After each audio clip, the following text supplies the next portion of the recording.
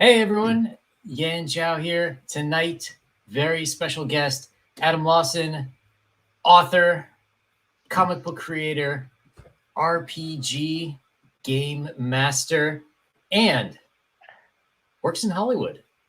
How you doing? And yes, and that is all those things. Yes, dude, I'm super happy to be here. It's funny because I know we were just talking about right before we jumped on. I also love China very much and the East in general. I've been to Beijing a bunch. I made a movie there.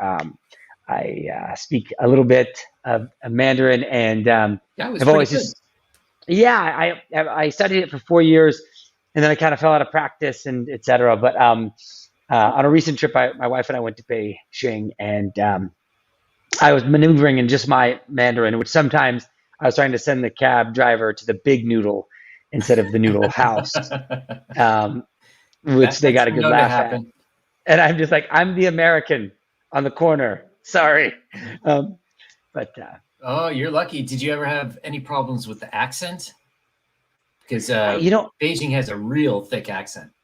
it's interesting you say that because I think that all my real experience on the ground has been in Beijing, and my tutor was from Beijing, and I have a really good friend who's Brit who lives in Beijing, and so it's always been Beijing. Like so, that's kind of like when I think of Mandarin, I think of what it sounds like in Beijing uh, Ah, versus somewhere else, right, Shanghai or wherever.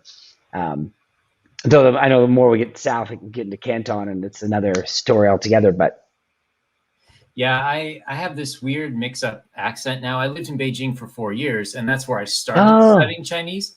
So at first, my accent was like super thick Beijing, but my wife is from Taiwan, so oh, I okay, started and I started hanging out with more Taiwanese people. So for anyone not in the know, it would be the difference between like British English and American English.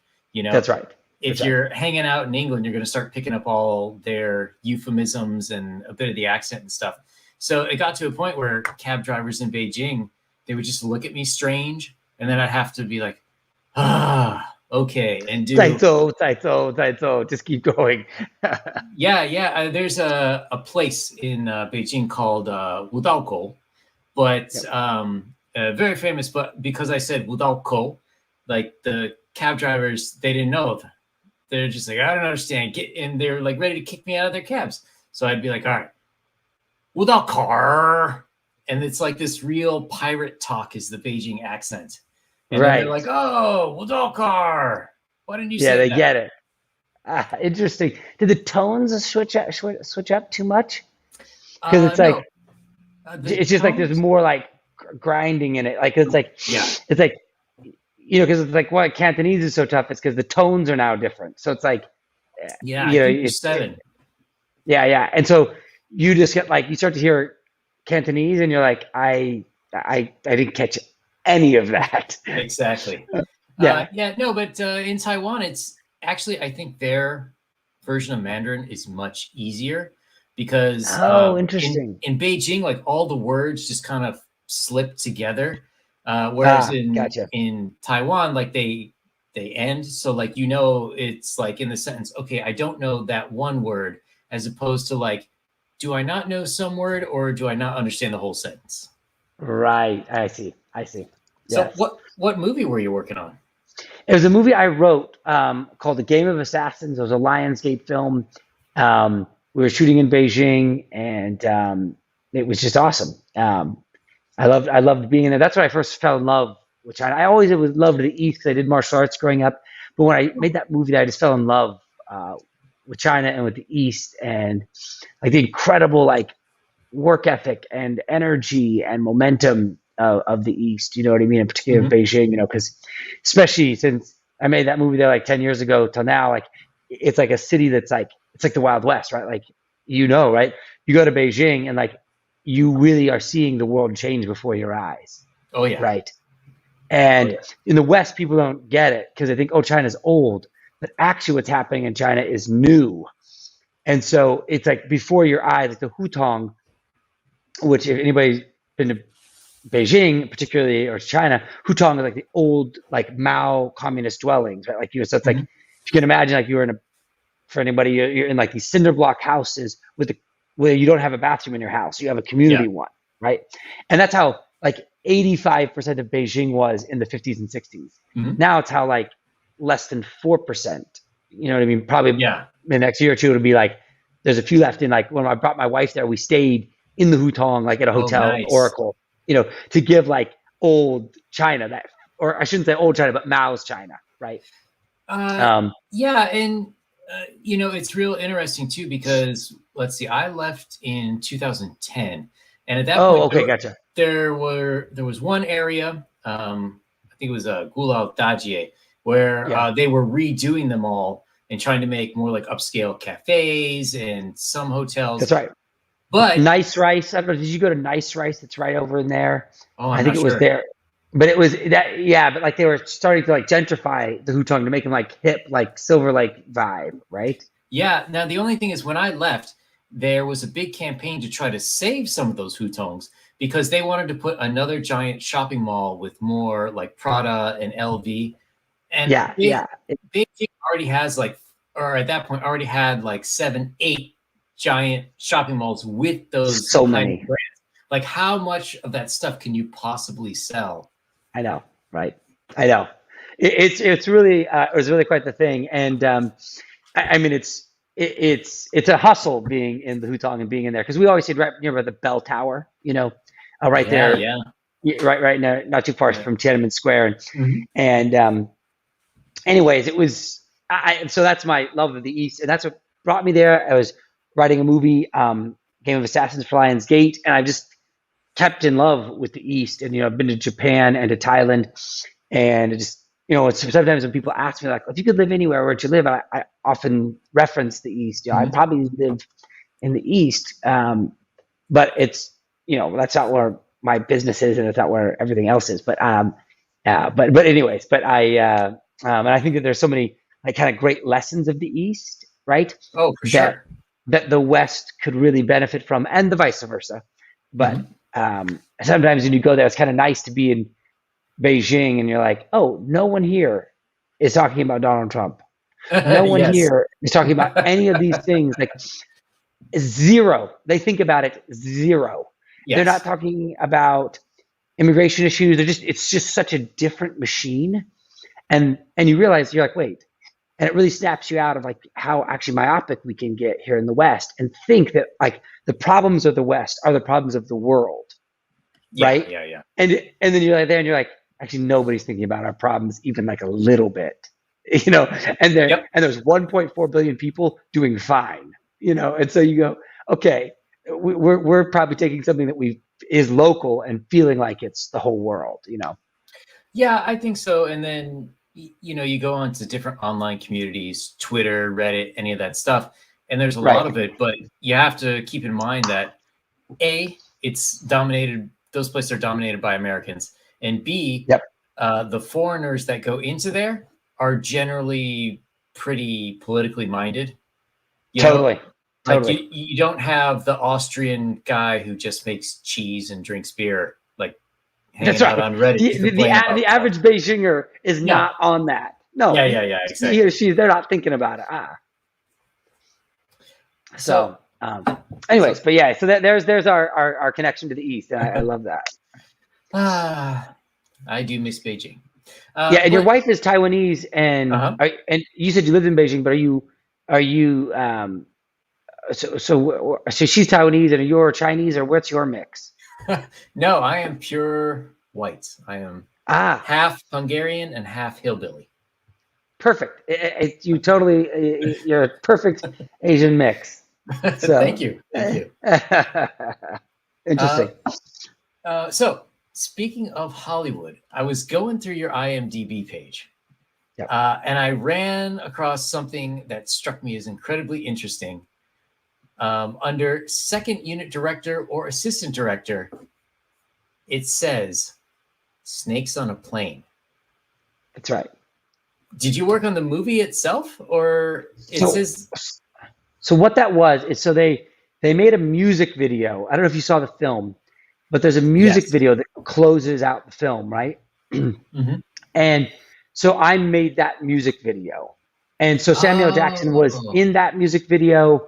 It was a real thing. You know, it was Gym Class Heroes, Gabriel Sapor from Cobra Starship. It was a whole cool setup. Hmm. And Sam Jackson made an appearance in it. And they were so happy with the music video that they put it into the film. Oh, Um, awesome. so it was a really cool thing. And in fact, I often credit that video in that time there as my shift from liking superhero comics to non-superhero comics. Ah. Because what happened is Sam Jackson came to set Hmm. and he was reading Brian Azzarello's 100 Bullets. And I remember looking at that being like, if that's cool enough for him, that's got to be cool enough for me. You know what I mean? It's like Yeah, yeah, yeah.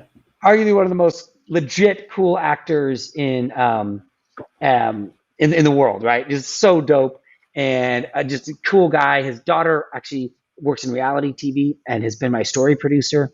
Anyways, really great guy. So I remember hearing that, and I was first AD at the time, and I was like, that's what I gotta I gotta go read that. So that I remember going to the comic shop and picking up 100 Bullets and being so blown away that I was like, this is where I really belong. Like in the non superhero stories, is Hmm. what really then took over my comic comic book reading and passion. And occasionally doing superhero bits here and there when it was something really special, maybe the Master Race, or when Daniel Warren Johnson did Wonder Woman Dead Earth. But in general, it's like my whole journey then just went outside of superheroes. Yeah, it's really interesting to me, this whole independent comic revolution, because you see a lot in the beginning, like let's say 2018, you see a lot of comic book pros who are kind of cast out, and then you see a lot of Sure. indie people who were sort of like circling, didn't necessarily have a real way to break through into the industry. And instead of all those people gravitating towards capes and cowls, almost nobody was doing that stuff. It was a Right. lot of horror, different action type stuff. Why do you think that, uh, or do you have any thoughts of like why that stuff is the first stuff that bubbled up and became really popular? Wouldn't you say that like think about like Kirkham, right? Who did his final boss uh, comic book, right? Hmm. That guy's drawn Spider-Man. He's drawn Venom. He's drawn kind of at the top of the tier, right? But on his own, he did this like video game meets fighting comic book, right? And it was interesting as I chatted with him a bit online about it, is it's like drawing a new superhero. He's never going to draw something better than Venom, right? Hmm. He's never going to draw something that becomes more popular than Spider-Man. It's not going to Hmm. happen, right? Yeah. But in this space, he could make his own thing that doesn't have to compete with his other thing. And he's been drawing capes and cowls, professionally for so long. Um, Um, thank you for that. Oh, sorry, I'm Bancroft. Thank you. I really, really appreciate that.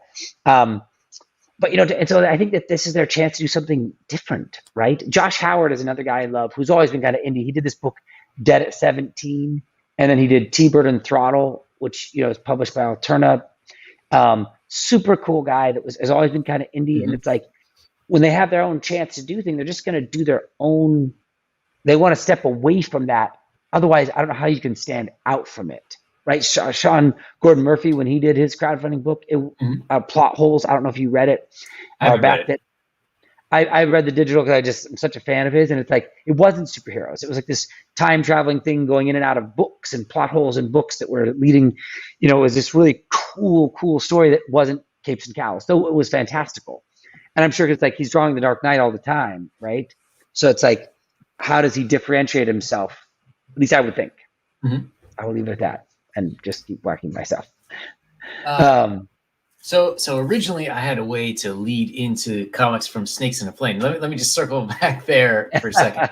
So for anyone who doesn't know, most people, I don't know, I shouldn't say most people, but there's a certain set of person, especially men and younger men. If you just hear the title Snakes on a Plane, you immediately, your mind thinks, yes, I'm going to watch that. I don't really care what it's about. I don't necessarily care who's in it. I'm going to watch that movie. And then you hear Sam right. Jackson's in it and you're like, oh, I got to watch it. I'm definitely watching that movie. Yeah. But I don't know if the story is true or not, but have you heard that originally they don't have Sam Jackson say there are motherfucking snakes on this motherfucking plane? And it was only after an internet campaign, groundswell, I don't know exactly what you want to call it, that they went back and added it in. Do you know if that's true? It is true. That's true. Because essentially what happened is they made the film and they thought, oh my gosh, I don't know if this thing, we've made a total stinker. What are we going to do? And then it kind of went viral, the film did, right? And the buzz online became unbelievable, right? And so the studio went, oh my gosh, we actually have a hit. And we went so far one direction, it came out the other side a hit, right? And so there was this massive sensation of it. And also, remember, this was kind of early with like things going viral and it affecting movies. And so they thought it was a big indicator of huge box office numbers. Now, the movie did fine. The box office opened to like 15 million and ended up making 30 or 40. But it wasn't this big sensation they thought it was going to be. It happened on another movie I wrote called Game Therapy. Okay, yeah. I wrote a movie for Universal. They ended up actually translating it into Italian, and it became an Italian film. And it had these YouTube influencers from Italy, the two biggest ones there. And they did like this like a meet and greet with the YouTubers to like help promote the movie. And like the mall was overwhelmed. The security was overwhelmed. There were so many young people. They thought, oh my gosh, this is going to be the biggest movie ever. So they expanded the release of it. And it did pretty good. We opened like number 3 or number 4 in Italy. And it did pretty well. But it didn't carry over. That viral energy didn't actually translate into people buying tickets. And I think that's what happened with Snakes on a Plane too. They realized this viral sensation thing didn't translate into ticket sales. Well, I'm kind of wondering. So you are not like the head of Sony Studios or anything, but being in the industry, do you see kind of a disconnect between the people in charge, the shot callers, and what fans actually want? Well, I would say this, that this is the system, and you tell me how you think this system would generate fan-centric things. When I go to pitch, I have a TV show now. I have multiples. Actually, I have one at Warner Brothers and one at CW. In the pitching process, you go to Warner Brothers, let's say, and the agent at CAA says, what they're looking for is this. And they give you a list of what they're looking for. And that list came from the head of television, right? The head of programming, the head of somebody's boss's boss. That really came down from a CEO somewhere saying, oh, we need to move in this direction, right? So you have executives who can't fully make decisions based on what's creatively brilliant, but it's relative to this list of mandates, right? So something like Squid Game is fully anomalous. People do not see it coming remotely. In fact, Squid Game didn't even have that great of a budget, right? As they were making it. So they can't see these things coming because they're trying to structure their companies and create content based on mandates that are coming down from a CEO or from somebody else who's running it based on algorithmic things, on company profile stuff, on what's happening in the stock market. So you just tell me if you think that pipeline generates what the audience is looking for. The answer is clearly no. If we look at a lot of Hollywood productions, but I'm just wondering, I guess my question is, the guys at the top, right? They're generally old men, and they have to be asking certain people, like younger people somewhere in there, like, hey, what's the up and coming thing? What's big? And I'm kind of wondering where the disconnect is. And that kind of leads into comics as well, because if it's not actually a lot of old men. You'd be surprised. At least more than half of the executives calling the shots are women for sure. Oh, it's not much. Like I think Susan Rovner, who I sold the TV show to Warner Brothers, woman. My 3 executives above me, all women. There are a lot of ladies in in the television business. I wrote a TV series for Netflix.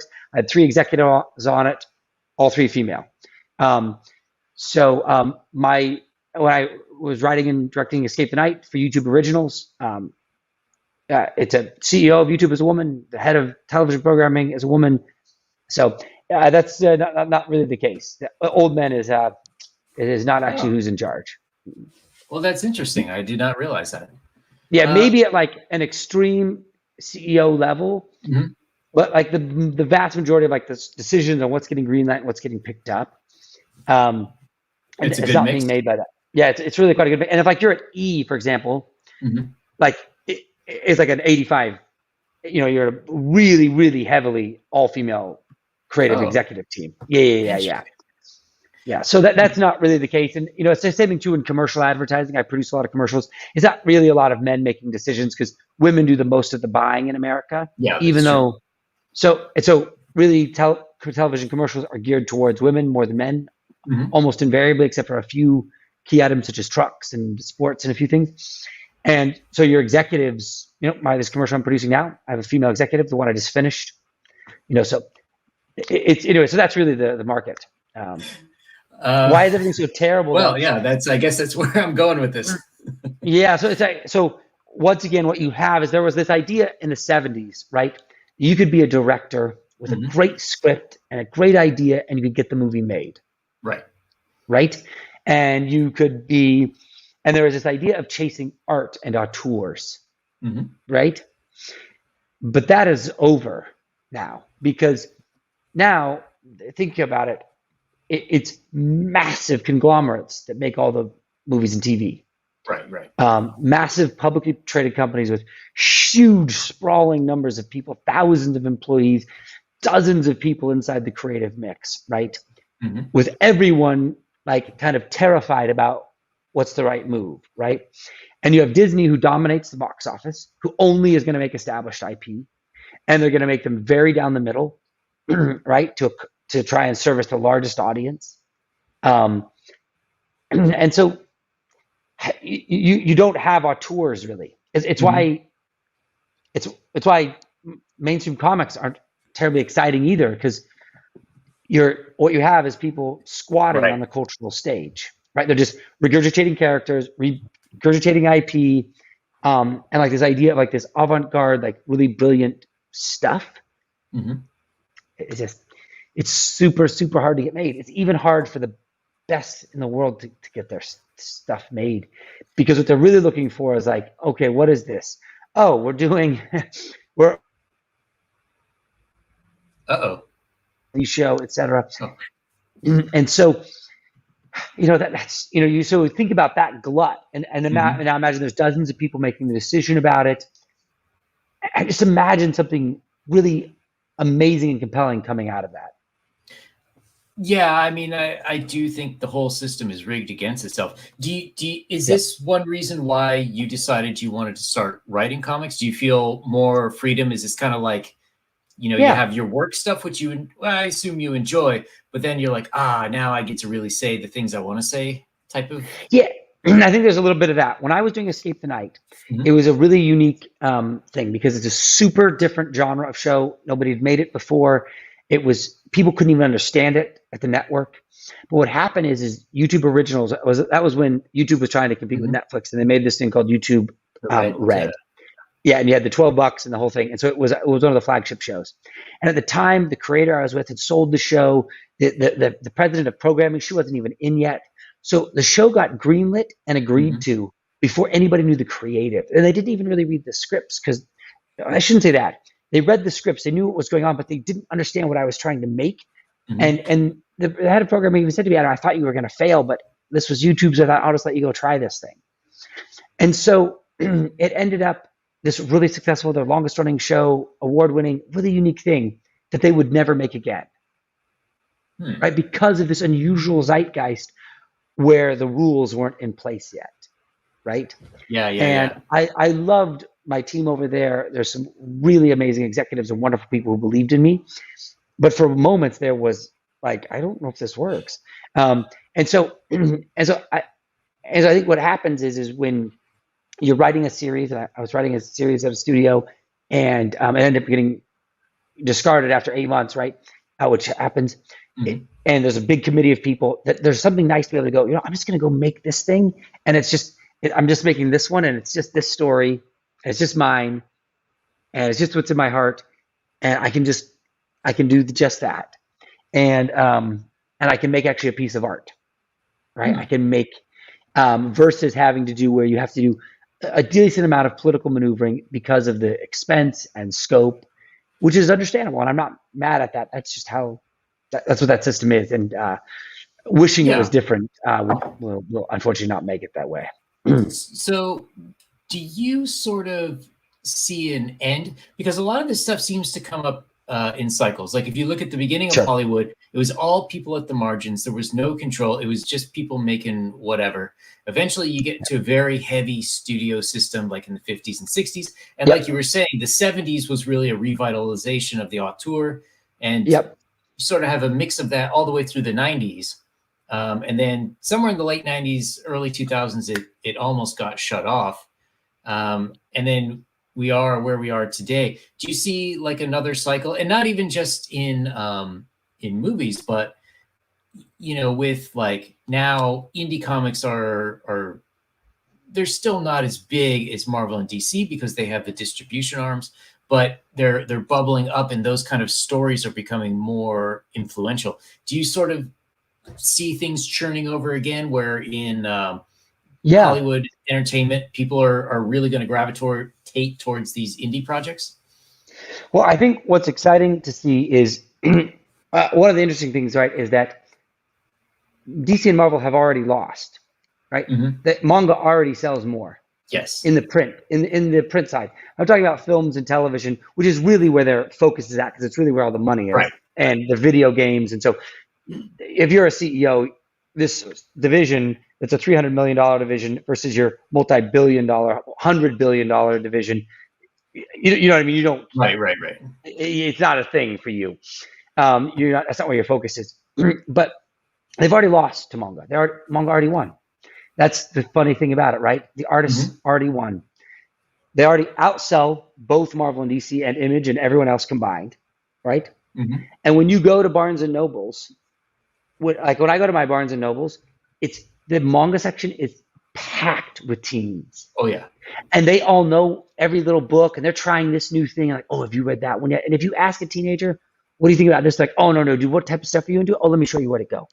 They're these experts, and it's tons of kids of every mix and color, and tons of girls, and everyone's in it. And you realize the new generation isn't even actually going to have read Superman. Yep. They're not actually going to even have read Batman. Their fan base are only legacy fans who are just fading off. As you can see, from 2010 until now, there has been no increase. And even though they release movies like Avengers Endgame, which make almost $3 billion in the box office, and then don't affect their comic sales. So clearly, if a $3 billion ad campaign doesn't help your print book, it means I don't know what on earth can help you, right? If that can't increase your sales, can anything, right? Yeah. And so that's why I feel like they've already fallen to that. So the kids out there have already abandoned it. They're not going to comic shops.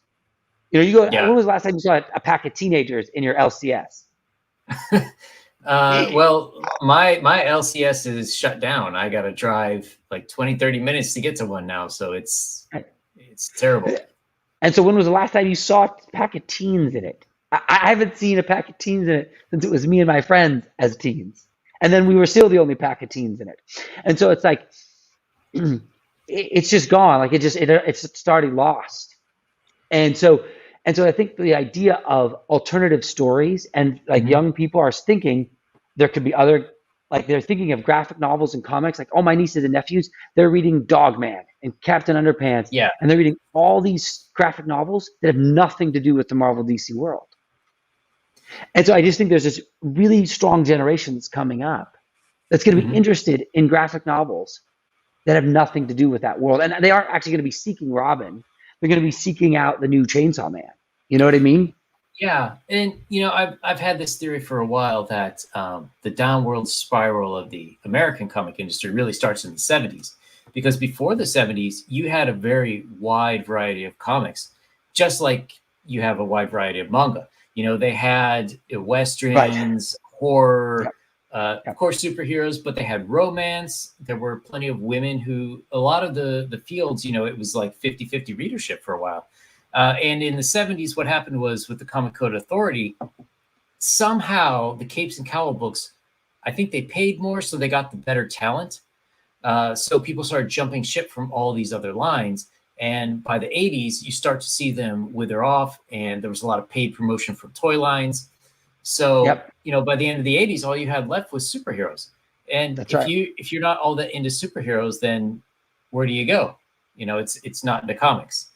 That's right. So, it makes me wonder if I think the big two they'll always be around in some form, but it makes me wonder if you're going to start seeing real third party companies that are going to spring up that have a multivariate line of comics, that. I, I would like to think so. I would like to think so. And the thing is, I feel like in some ways, for us and indie creators, like lots of people are like, oh, I'm trying to do that thing I couldn't do at DC or Marvel, and it's Mhm. like, I think the win is actually just abandon that ship altogether, right? Yeah, It's like you don't save it by saving that ship.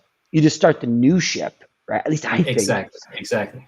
And I think that's like, and like building something that young people can pick up Hmm. and would be interested in picking up.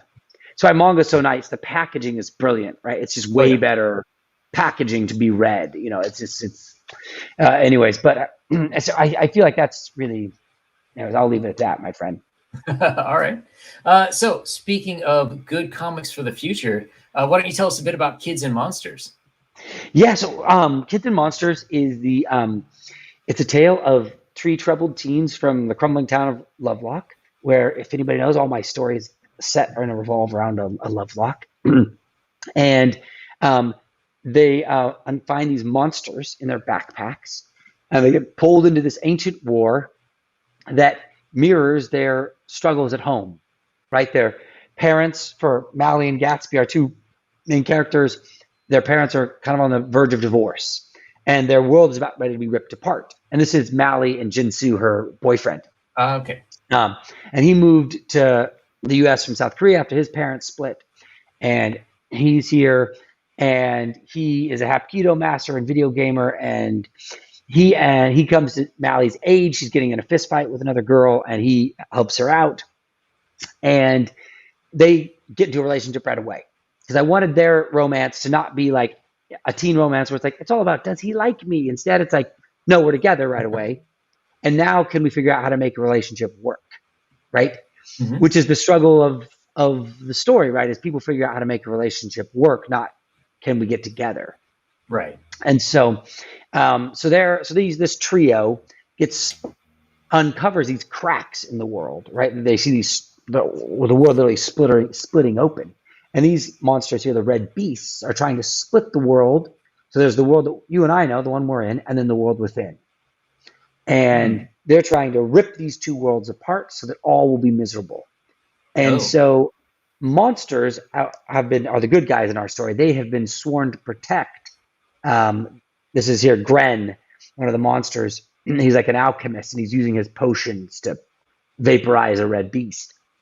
And that they are sworn to protect the two realms, the bond holding the two realms together.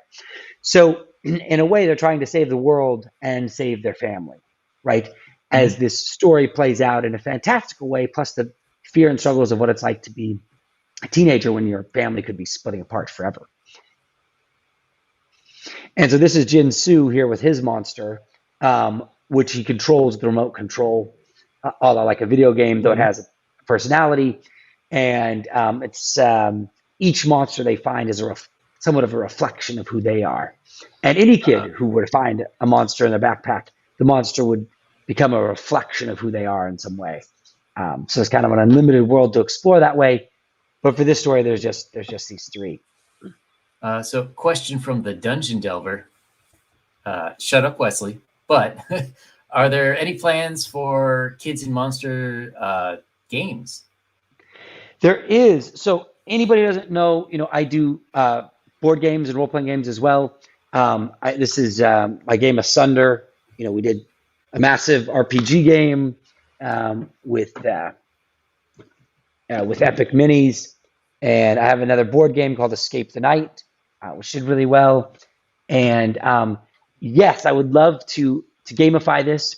In fact, if anybody who knows Kids on Bikes, I tried to reach out to them to maybe do a partnership on this, but they're revamping that RPG right now. But yes, I would love it to be gamified, and I would.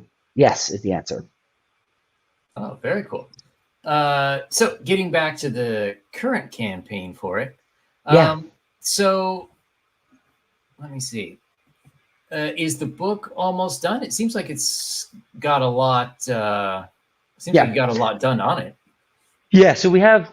So the first 22 pages are 100% done, and then we have art coming in for the next 20 here in this next week, and so it's a 72-page book, and we should be done with art. Imagine end of this year, and I do all the lettering, and so I do it real time as I get the books. Yeah, it's because I draw my books as well, in the sense of I draw these kind of crude layouts, and then and I write them, and then I send them to the artist, and then obviously they make them better and work and awesome.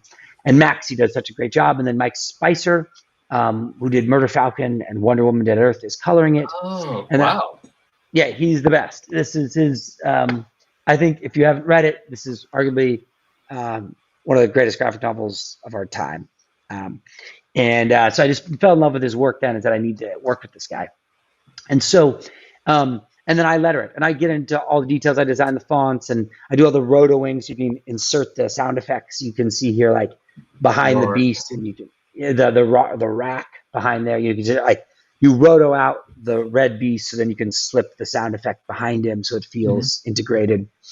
And it's an oversized hardcover, so it's a A4 sizing, which is 8.3. 8.7 by 11.3, and so it's a bigger size. And so when you open it up, those pages are just larger than life, and small panels become huge panels.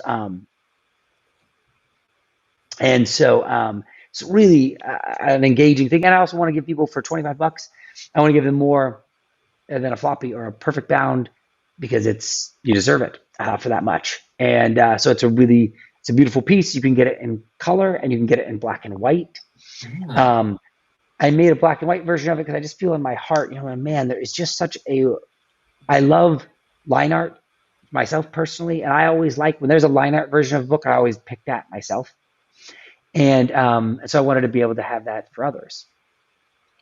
Ryan, you're totally right. He is top shelf colorist. You can see his beautiful colors here. What he does to a page, it's like he's like a no direction guy. It's like I send him the pages, and he'll send me back a 1-sentence email. I think I did everything, and then you download it, and you might say, hey, we're working on the coloring of the red beast, took a second to get, or a couple things, but he is he just makes beautiful, brilliant choices. It's really impressive how he does it.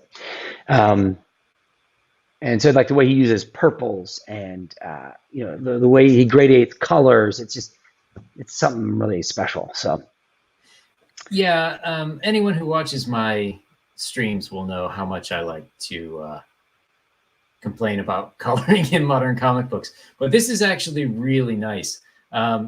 Very bright, vibrant colors, but it doesn't look garish, and I can still see what's going on.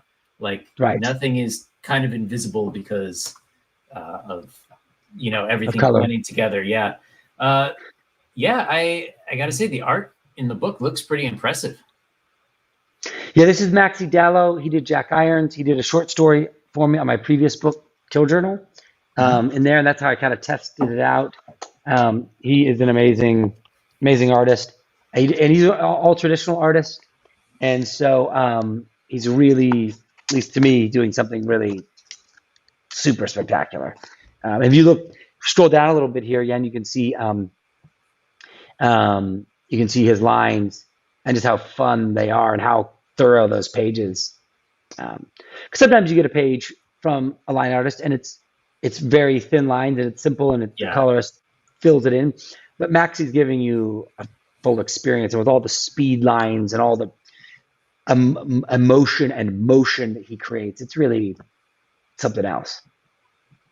Yeah, it's I've talked to actually Ryan Wynn about sort of the modern inking versus coloring, where back in the day you had to have a lot of really good inks to show the depth in a book, whereas now a lot of people try to paint that in with color. But this seems like I am kind of glad that you are offering a black and white version as well, because it's kind of becoming more rare where you see good inks that work well with colors. And I'm not quite sure if it's right, the inker's not thinking that this has to be colored, or if it's colorists not caring if they're stepping on the inks. But see, it's a double combo. See, because one of the reasons I like Mike so much, Spicer so much, is because he colors for Daniel Warren Johnson, whose pages look almost just like Maxi's from an inking standpoint. And so I think he knows how to work with this type of inker, right? And then Maxi also loves Mike's work. They know how to build for each other, right? Like an impressively inked page. Because a lot of these guys, I feel like, whether Sean Gordon Murphy or Daniel Warren Johnson, these guys, I think, are at the top. They are building up their pages because they sell their pages, for $1,000 a page after they make a comic book, right? Yeah. And same thing with James Herron. So when they're inking a page, they're thinking of it as that actually gets sold for more than they got paid to draw it, right? Right. Like it's gonna go to somebody and live in a frame. You know what I mean? So they are thinking about it differently than a guy who's like pumping it out to get through colors to get to a book, if that makes sense. And I think Maxi's brain is that way too. All right. And so I was looking at some of your offerings, and this struck my eye. Molly and Rage figurine. Yeah. So this is this beautiful figurine. So I did this with my first campaign, the 8th, where I did a custom. This is a hand painted. I had it digitally sculpted. It's a one of a kind. It's not mass manufactured. It's a truly hand sculpted piece. And painted, and it's a true collector's item, right? There's only one on Earth, and it has all the finishing and details and paint work that comes, from a hand painting that even a nice factory big toy isn't going to have. So it's something truly special for the real collector. So there's only one of it. That's it. You're getting a one of a kind. This is the only one on Earth. And it's expensive, but boy, getting these things custom painted is not cheap. And it's just for somebody who is a collector. It's maybe not a casual observer, but I feel like that kind of a piece is something really, really special. Oh, interesting. So I was noticing on your campaign for Asunder, it did come with a lot of minis, and I was kind of wondering, how do you work with getting these figurines made? Like, do you have a special figurine guy, or? Yeah, so a guy named Chad Horvader, he sculpted this. He sculpted this guy as well as all of those. So he's a really, really talented guy. And so what he does is, but to get this quality and this detail of mini, it starts with line art. So this guy, Maxi drew it first. Okay. Yeah, because a sculptor working from true scratch is miserable. It seldom achieves a really dynamic effect. Really, so the key, some can do it, some really can, but in the digital sculpting world, so I give them really precise, really detailed line art, black and white line art. Painted images are less meaningful for them because they're thinking in lines, not in colors, right? And and so that they have something really to work from, and that's what crafts an excellent mini. And then so then they, and then you're obviously proofing it and going back and forth on the from the STL standpoint, and then you get them 3D printed to just double check the work, um, and that's the process. And then you send them to your factory to make sure that they all meet the spec. But that's really the process. It's like getting a page done of art, but you're just doing it in the world of 3D. It's really cool. So for anyone who doesn't know, you were the producer on Will Weaton's Tabletop or director? So or I both? did both. Both. Yeah, I did Okay. both. Yep. So and sorry, go ahead. No, I was just saying, yeah, that's right. So were you a big tabletop guy before this? Thank you, Ryan. Or was it more like due to your association with that, and then his side project Titansgrave? Yeah. So for me, and what happened is I played Dungeons and Dragons and Vampire the Masquerade and the whole White Wolf world and board games as a kid, and Magic the Gathering. I did that whole lineup, right? Really intensely as a teenager, and then I kind of got away from my 20s as I was building a career, and then near the end of my 20s, when I turned 30, I got a call from a good friend of mine named Sherry Bryant. Said, "Hey Adam, I'm doing this thing with Will. Can you come produce this and do this?" And it's like, "Hey, do you know much about board games?" And it's like, I actually have dedicated too many hours to them. And so, and then I did a lot of work to Dungeons and Dragons and for Magic the Gathering and et cetera. So then like those childhood hobbies became a profession from a media standpoint, celebrity oriented gaming shows. And so, and then like on a season of Tabletop, like I would get sent 400 games. And then you'd boil it down to 80 that I would play and get ready to present to Will, and then we pick 20 to shoot each season. So we did that for 4 seasons, if that makes any sense on game count. Is there any bit of revenge towards your parents? Like, see, I told you D&D wasn't a waste of time. No, I think they always felt that it was a good opportunity because it was safe and just us hanging out, playing games and storytelling games together. I don't think they had any concern about it per se. You know what I mean? They liked that because they liked that it was like really actually was the best, because it was just us playing Magic the Gathering with my friends sitting around the living room or playing Dungeons and Dragons in my bedroom. It was all very safe, so they weren't worried. It was like, oh, how can we be mad about this? They're just this couldn't be any safer. You know what I mean? Drinking and doing drugs and it couldn't be. It's polar opposite. So, all right. So let's just talk about Asunder really quick. Dark fantasy RPG. I read over the campaign, and I'm really bummed that I missed this. But holy crap! Almost 1,100 backers and just about 120 grand in sales. Dang. Well, we've and actually since then we've added another, because through the pre-order store you can do through Backer Kit that we did. Then we did another. We did another 112 backers and another 20,000. Wow. Beyond that, so it's been really great. That one we have proper distribution. Go through retailers in 20 different countries. We have, it's also too on the boat from China. My gosh, anybody shipping anything, it's like a living nightmare. Anybody involved with shipping right now hates everything about American government because your life is so miserable, because it's so tough. Just the problems that have now like escalated into this. Standing at the port of Long Beach and there's 7 boats just sitting out that just go out into the ocean like you're in a horror movie. And so, but it was, so it's go ahead. Sorry. Oh, no, go ahead. No, that's it. I was saying, so it's been a really exciting thing, Asunder. It was a lot of years of work, and it's so exciting to kind of like hold it in my hands and be like, this is it.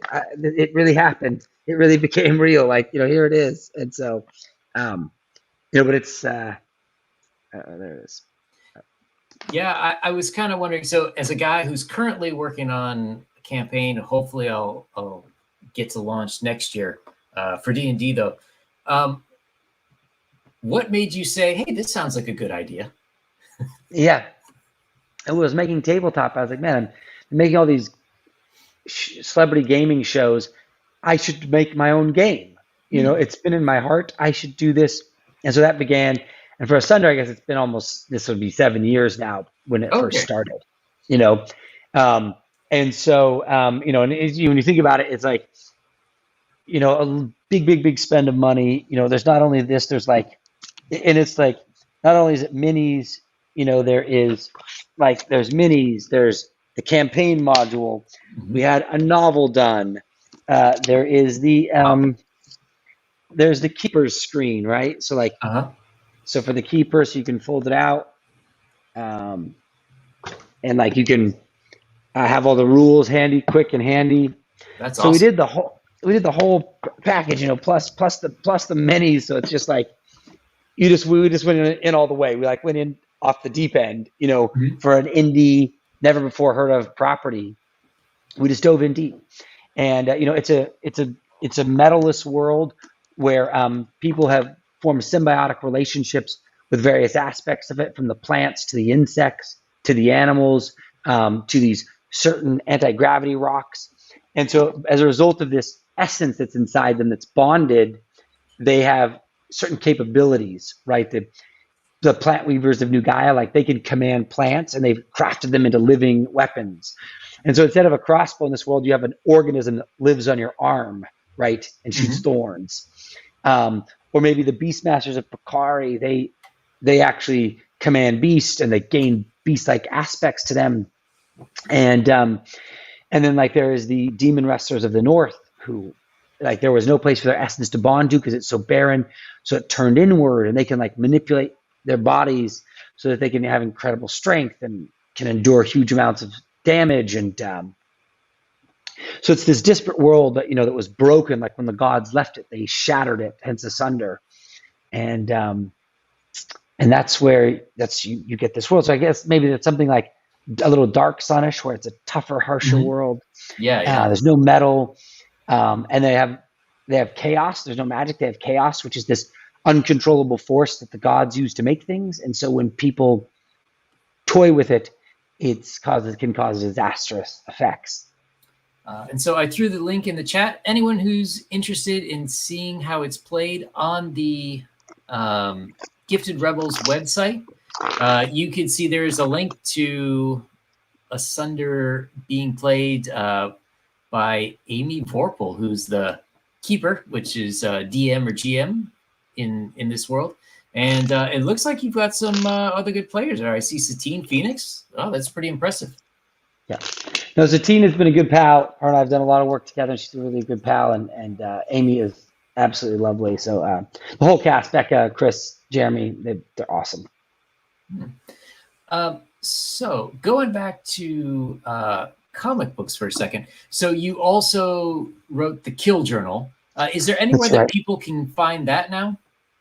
Yes, so the Kill Journal on the Gifted Rebels website. You can get the Kill Journal, and you can get the 8. So my first graphic novel, which we launched, April of last year, the 8, which is delivered. It's this big hardcover slipcase, beautiful book about a teenage math genius who discovers he's the harbinger of the end of the world. And then the Kill Journal, which is on a boat right now. This was also on a boat that should be getting here October 23rd. The crew got COVID, if you can imagine, so it got delayed in Singapore for 2 months. It was just like, you can kill somebody. But this is a beautiful horror story illustrated by Jason Krager, who did, and it's just anyway. So those are all available on the website because you do something special with your campaign, but then you got to have a second life to these things, right? To introduce it to other audience members who aren't willing to do crowdfunding or aren't even familiar with it. So, very cool. So, what is in the future? Have you got? Are you working on more RPGs, more comics, more of everything?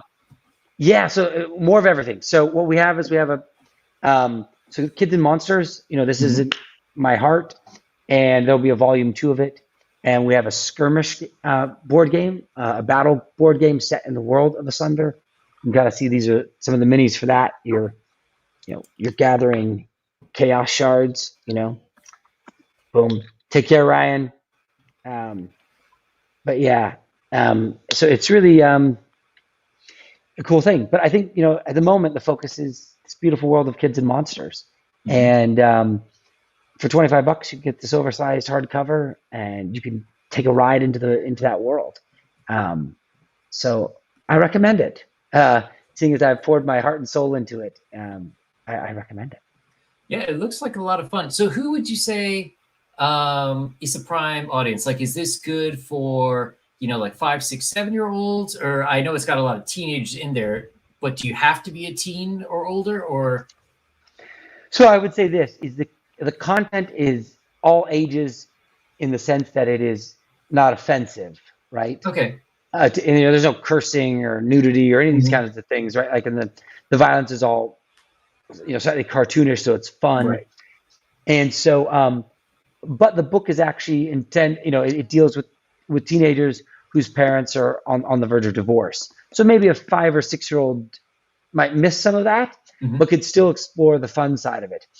So I really think at the end of it, like, albeit like I Whack Comics and Ready for Wednesday read it, and they're like 20 something streamers and storytellers, and they're like, oh, we loved it. We felt like it was for us. Um, and my nieces and nephews read like a 22-page preview and felt like, oh, it's for us. So I Nice. think that it is the broad spectrum, but it is all ages in the sense that the content isn't graphic, Mhm. if that makes sense, or So, explicit. so in some ways, it's kind of like a 1980s comic. Excellent. The Yeah. best decade for comics. All right. Well, I don't want to keep you on too long. I know you've got a bunch of other stuff, and I believe you have a new baby in the house. I do. I do have a new baby. He is just love of my life. This little guy, my wife and I couldn't be happier. He's 11 weeks old, and we are just Oh my gosh. all the joys of new parenthood. So Wow. it's really great. Yeah. Well, congratulations. I'm sure when he gets older, this will be a lot of interesting stuff for him to look into. Yeah. I hope so. I hope he enjoys this stuff. He may not, and that's okay. And I'll follow. I'll support whatever he loves. But hopefully, he loves a little bit of this, so we get to do it together. Hopefully, we get to do it together. All right. So, everyone, the current comic book that you're looking at in front of you is Kids and Monsters, currently on Indiegogo, and it's got about a month left. Yep. We just started this Tuesday. Oh, hey, that's pretty good. Yep. About a third of the way through, and only since Tuesday. So go check out Kids and Monsters on Indiegogo. If you're into role-playing games, check out Asunder, which if you go to Kickstarter, you can hit the pre-order button and it'll take you to the Gifted Rebels website where you can find more information. And then also you can get previous books, The Eighth and The Kill Journal, once they're off boats. They'll be available. The eighth is off boats. The eighth is off boats. One is off boats. Yeah, that got delivered back in June, and it's been in people's hands. But maybe we're waiting on the other. All right. So, Adam, thanks a lot for coming on tonight. Hope to have you back again in the future. Likewise. Hey, thanks for having me. I really appreciate it. All right, everyone, if you're still watching, click, give this a thumbs up, subscribe. We'll have more people on soon, and hopefully see everyone back.